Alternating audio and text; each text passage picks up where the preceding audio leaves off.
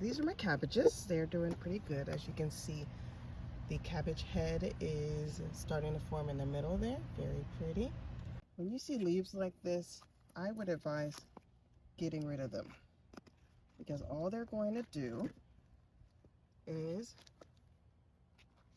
bring disease to where your healthy plant is. It's dying off. These are like the very bottom leaves, so these were the first leaves that showed up. So I'm gonna clean that up, and as long as you don't see pests, because you can see how small. See, that one was actually, this one was actually in the process of falling off. So I wouldn't leave something like this in your yard, okay? I wouldn't leave something like this by your plants, because all it's going to do is bring more pests to your healthy plants. So I'm gonna go through and I'm gonna get rid of all, oops.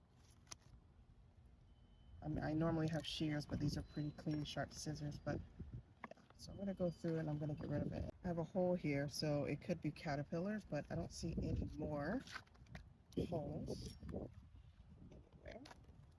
I'm gonna go, I'm going to remove this one as well.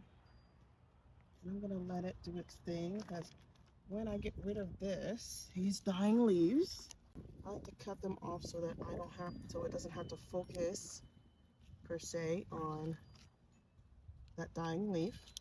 Now they can focus on developing the cabbage head in the middle, and we don't have to worry about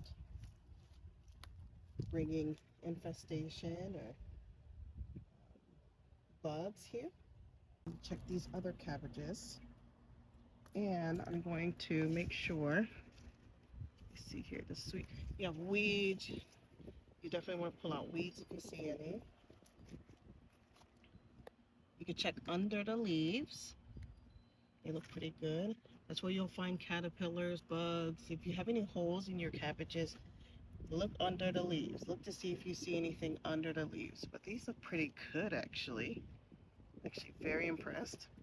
But I have sweet potatoes growing in this bed. Now, sweet potato vines, you can cut the sweet potato vines. Like if they're growing out of control like this, you can cut the sweet potato vines and just give space, because your sweet potatoes are growing underneath. It's not growing on top. Yeah, look at that. They were chewing. That chewing hole. Hope no one sees something. I don't see anything. So I'm not going to make a big deal about that. You will have holes, especially if you are organic gardening. You will have holes. Um, my thing is, if you start seeing more than one hole, yeah, like that. Let me see what's under here. Yeah, like that. When the holes start becoming more and more, then you want to spray for chewing insects. I don't see any on the other ones, so I'm not sure. I do have birds that come, so birds will also help you keep this under control. Can you believe this is 4 days later? I didn't even need a hoodie. It was so warm. But don't you hate it when you order something and it's not what you think it is? And it looks like it's been used and just returned. So I'm sending it back, and I'm not putting it together. That's what you do in a garden. You just gotta adjust. So we're gonna do something else. I've been noticing that my banana tree is too close to my peach tree. It just grew in that way. For people who are not familiar with banana trees, they grow on a corm that is in the ground, and they sprout up where they sprout up. I was not paying attention to separate it when it was a lot smaller, and what I want to do is separate this baby banana from the mother tree, but it is in such a weird position that I am going to do something else. I did not feel like fighting with this, but the leaves had to get off of my peach tree. I didn't want it covering my peach tree. The way you would separate banana trees is you would get a spade shovel or a straight and a shovel, and you would kind of put your pressure down in between the mother plant and the baby banana plant and just go straight down because you're separating the corm, but you have to go all the way down into the ground. This variety is actually a Cavendish. They actually like to bunch, and when I planted this banana tree, I didn't realize they like to bunch so much. Do you have to separate your banana tree? No, not really. But if you're looking for bananas, I wouldn't leave more than 2 or 3 banana trees attached to the mother tree. I am a firm believer of working smarter, not harder. So, of course, I had to improvise. So when you are cutting banana trees, as you see, I have a machete, very sharp, so be careful.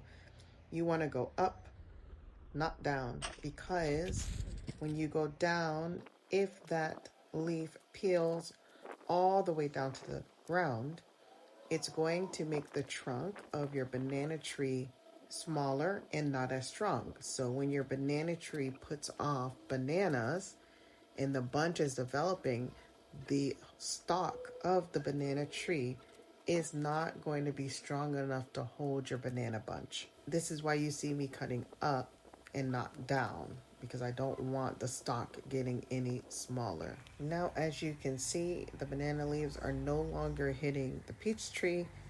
There's going to be airflow through the peach tree. That's what we want. We don't want it to be congested.